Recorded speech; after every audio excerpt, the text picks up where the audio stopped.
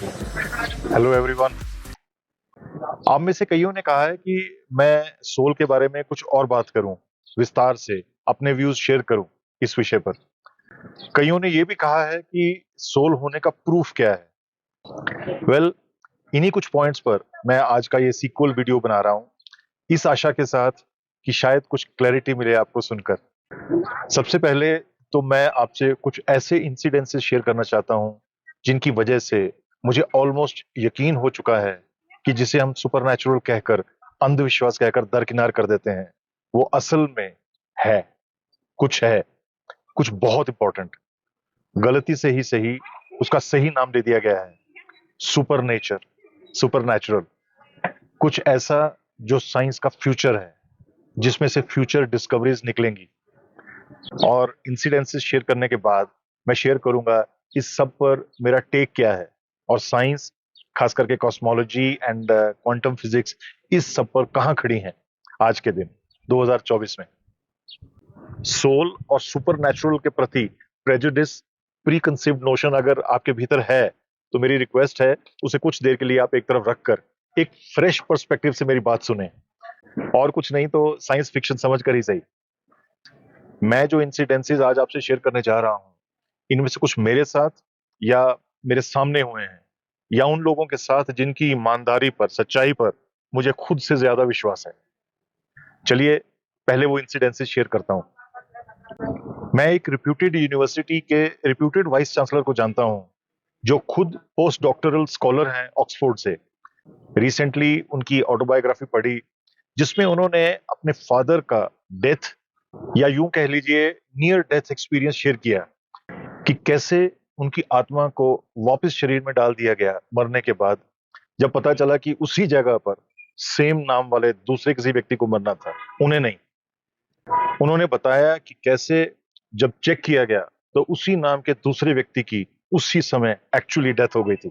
यही बात अगर किसी और ने कही होती तो मैं कभी विश्वास नहीं करता, but post doctoral Oxford scholar, you have got to believe. मैं खुद उनसे मिला हूं, उनके मुंह से मैंने सुना है ये वाक्य। इसी तरह मुझे याद है, मेरे कुलीग और बहुत अच्छे मित्र ने एक बार मुझे बताया था कि कैसे वो, जब वो यंगस्टर थे, एक बार अपनी दादी और फादर के साथ हिमाचल की एक मशहूर घाटी के एक प्रसिद्ध पैरानॉर्मल प्रैक्टिशनर के पास गए थे। कैसे उस व्यक्ति ने उसकी दादी की बात करवाई थी उसकी सास से, यानी दादी की सास से, जिसे मरे भी आधी शताब्दी बीत चुकी थी।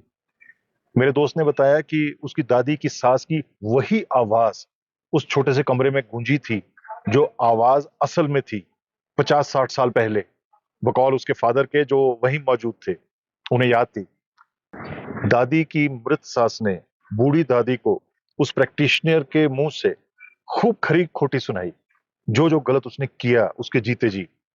सुनने में ड्रामेटिक लगेगा आपको, पर पहाड़ों और रिमोट एरियाज में ऐसी बातें नॉर्मल हैं, अक्सर होती हैं। इसी तरह हिमाचल के ही मेरे एक एक्स कुलीग ने एक बार बताया था कि जब उनके घर में कई साल तक एक के बाद एक बुरी घटनाएं होती रहीं, अनएक्सपेक्टेड, बिजार, अनएक्सप्लेन्ड, समझ से परे, हद से ज्यादा, तो उन्होंने आखिर में किसी पैरानॉर्मल प्रैक्टिशनर से मदद मांगी।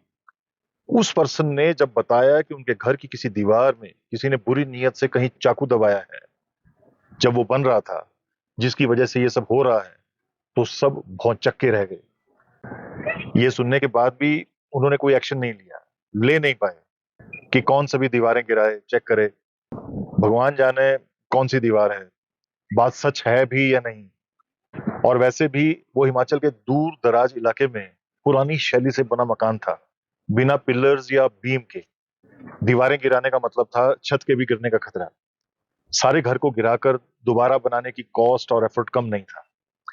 1-2 साल और बीत गए, पर जब दुर्घटनाएं, प्रॉब्लम्स कम नहीं हुई, इनफैक्ट और बढ़ गई, अति हो गई, तो परिवार वाले दोबारा उस प्रैक्टिशनर के पास गए, रिक्वेस्ट की, तो उस पर्सन ने कुछ सोचकर अंदाजे से बताया कि किस दिशा की वो वाली दीवार हो सकती है।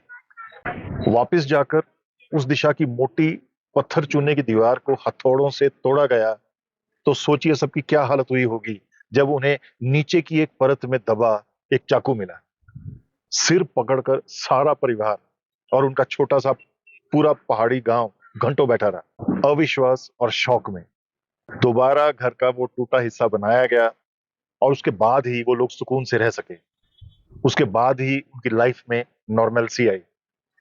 किसने दबाया था वो चाकू को छोड़िए, कैसे और क्यों हुआ उस चाकू का इफेक्ट, ये हैरान कर देने वाली बात है। और ये भी कि कैसे कोई अंतर्मन से देखकर पता लगा सकता है कि ऐसा कुछ किया गया है। Unbelievable, shocking. एक और इंसिडेंस मुझे कभी नहीं भूलता, जो पंजाब के गांव के हमारे एक परिचित के साथ हुआ, जो होशियारपुर डिस्ट्रिक्ट में बलाचौर के पास एक गांव में रहते थे, प्यार से जिन्हें गांव में सब ताया जी कहते थे। एक बार लंबी यात्रा के बाद गांव पहुंचते पहुंचते घर लौटते उन्हें देर रात हो गई।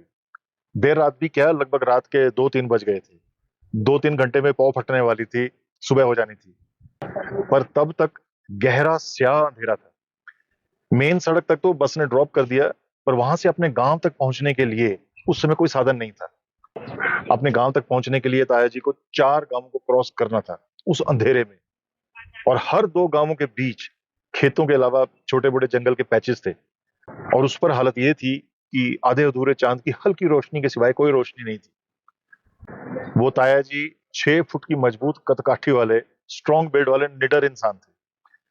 क्योंकि घर पहुंचने के सिवाय कोई चारा नहीं था, और क्योंकि उनको उस सारे रास्ते का एक एक मोड़ याद था, सारी जिंदगी जो वहां कटी थी, उन्होंने बिना किसी झिझक के पैदल ही गांव की ओर चलना शुरू कर दिया। उस अंधेरे में 3 गांव क्रॉस करने के बाद तीसरे और अपने चौथे गांव के बीच में पड़ते जंगल को अपनी धुन में क्रॉस करते समय अचानक उन्होंने देखा कि सामने एक 4-5 साल का बच्चा आगे आगे चल रहा है। He was rather shocked.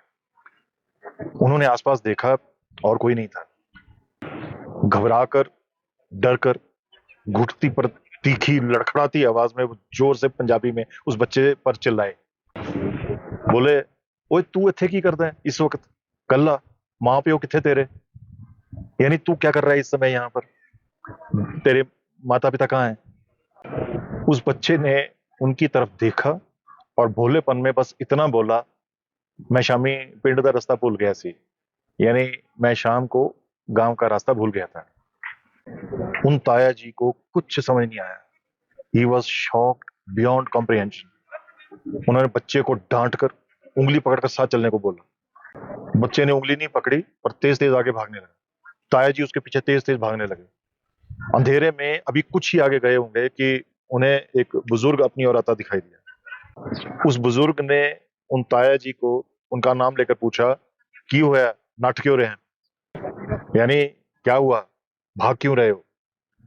उस बुजुर्ग को देखकर ताया जी की जान में जान आई।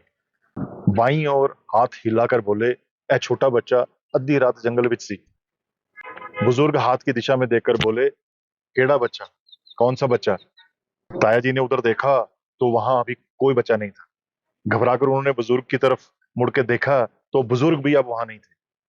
उनके हाथ पैर कांपने लगे, टांगे लड़खड़ाने लगी।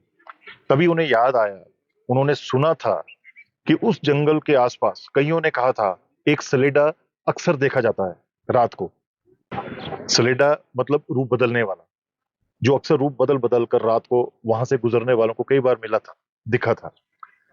वो ताया जी ये याद आते ही वहां से सरपट भागे।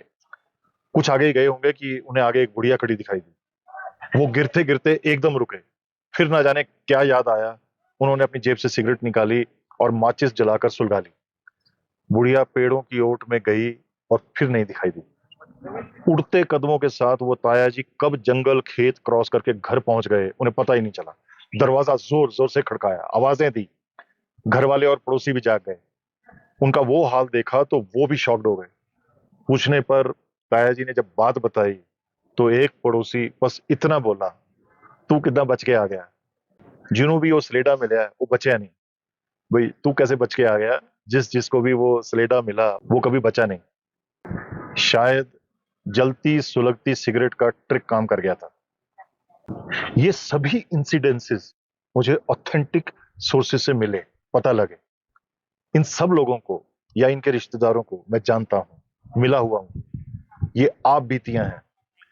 ये इस तरफ इशारा करती हैं कि कुछ तो है जिसे हम आत्मा कहते हैं। ऐसे ही मुझे याद है, एक सुबह मेरे मदर जागने के बाद सीधा पड़ोस के एक घर गए और वहां भाभी से बोले कि पिछली रात सपने में भाभी की डेड सास उनके सपने में उन्हें दिखी थी और वो सीधा बंद लोहे के गेट को क्रॉस करके बाहर जा रही थी।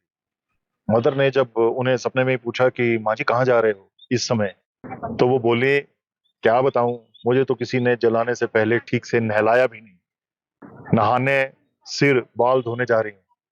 हद तो तब हो गई जब भाभी ने बताया कि उन्हें भी एक रात पहले ऐसा ही सपना आया था। उन्होंने एडमिट किया कि मृतदेह को नहलाने से वहां मौजूद औरतें देह संस्कार से पहले डर रही थी, इसलिए आनन फानन में बस देह को गीले कपड़े से पहुंच दिया था सबने। इस इंसिडेंस के बाद घर में फिर पाठ रखवाया गया, तेल साबुन कंघी कपड़े वगैरह दान किए गए। तब माँ जी की आत्मा मुक्त हुई। ये सब बातें किस ओर इशारा करती हैं? साइंस ऐसे फिनोमेना को प्रूव करने के लिए कंट्रोल्ड एक्सपेरिमेंट्स की मांग करता है। आपको लगता है ये शक्तियां कंट्रोल्ड एक्सपेरिमेंट्स को मानेंगी? जैसे मैंने पिछली वीडियो में कहा था, साइंस की दुनिया के सबसे रिस्पेक्टेड नामों में से एक टेस्ला सारी उम्र एम्फसाइज करते रहे कि if you want to find the secrets of the universe, think in terms of energy, frequency and vibrations. Soul का, आत्मा का सीधा कनेक्शन एनर्जी, फ्रीक्वेंसी, वाइब्रेशन से है। ऐसी स्पेकुलेशंस हैं कि जो जो भी मैटर फॉर्म में है वो एनर्जी का ट्रैप्ड वर्जन है। थिक मश, एक तरह से एनर्जी की गांठें जो कॉस्मिक एवोल्यूशन में ऑर्गेनिजम्स, लाइफ फॉर्म्स और बाकी सब मैटर बन गई हैं। क्वांटम फिजिक्स भी अब यही मानता है कि सब एटॉमिक पार्टिकल्स जैसे प्रोटॉन्स, न्यूट्रॉन्स या उनके टुकड़े यानी क्वार्क्स वगैरह भी सॉलिड नहीं है, बल्कि अनस्टेबल किसी थिक मश की तरह है। सो ऑल इन ऑल हमारे समेत हर जगह सिर्फ एनर्जी या उसका ट्रैप्ड फॉर्म है स्पेस में। यही ट्रैप्ड एनर्जी आत्मा है। आत्मा को शरीर से अलग करके देखना मेंटल ब्लॉक है। और आत्मा का कोई काउंट या नंबर नहीं होता कि एक आत्मा, दो, तीन, 10 आत्माएं। It is a continuous volume. जो जो मैटर एनर्जी में कन्वर्ट होकर बिना किसी और मैटर में एब्सॉर्ब हुए कॉस्मिक डार्क एनर्जी से मिल गया, आत्मा का वो हिस्सा मुक्त हो गया। पर वहीं एक शरीर से निकली आत्मा, ऊर्जा, ट्रैप्ड एनर्जी पास या दूर के मल्टीपल जीवों, निर्जीवों में फिर से पार्शियली रीएब्सॉर्ब हो सकती है। इसीलिए किसी भी जीव निर्जीव में अनगिनत जीवों निर्जीवों की रिलीज्ड एनर्जी का एब्सॉर्ब्ड कोडेड अंश हो सकता है। शायद इसीलिए रिचुअल के तौर पर शमशान से लौटने पर नहाने, पाठ पूजा का प्रावधान है। हम सोल को अननेचुरल मानते हैं, पर कहीं ऐसा तो नहीं कि सोल और एनर्जी फॉर्म्स नेचुरल हैं, जबकि बॉडीज, मैटर अननेचुरल फॉर्म्स हैं, एनर्जी की गांठें। शायद इसीलिए हमारे लोक को एंशिएंट स्क्रिप्चर्स में मृत्यु लोक कहा जाता है। ब्रह्मांड के रहस्यों को क्वांटम फिजिक्स खोलने की कगार पर है, पर इसके लिए रेडिकली रेवोल्यूशनरी आइडियाज की जरूरत है। Why is it that light speed fixed है, और क्यों कुछ भी लाइट से तेज ट्रेवल नहीं कर सकता, लाइट भी नहीं? वो शायद इसलिए ताकि मुक्ति की तलाश में कैदी भाग ना सकें, ब्रह्मांड के सिपाही पकड़ लें। और दूसरा ये कि रिलीज्ड एनर्जी में भी अथाह कोडिंग है। एक शरीर से निकलने के बाद वही आत्मा, वही एनर्जी कॉस्मिक डार्क एनर्जी में एब्सॉर्ब हो सकती है, जो हर तरह के मैटर, ग्रेविटेशनल इन्फ्लुएंस से, कोडिंग से मुक्त है। सुपरनैचुरल बातें यूं ही नहीं है, मृत्यु लोक से बाहर का रास्ता है। Thank you for your patience and time. God bless you.